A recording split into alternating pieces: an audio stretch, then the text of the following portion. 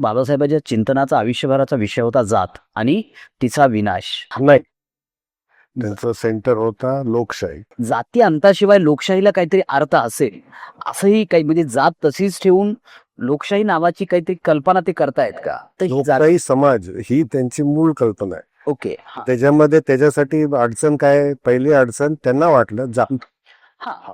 तसं त्या लॉजिक आहे. हम्म. सामाजिक लोकशाहीचे तत्व, पण त्याच्यातलं मूळ गाभा काय हम्म. की वेगवेगळ्या परिस्थितीतनं आलेले लोक, वेगवेगळे विचाराचे लोक हम्म.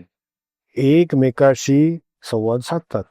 हम्म. हम्म. की सोपी गोष्ट आहे, आणि विथ म्युच्युअल रिस्पेक्ट, हा.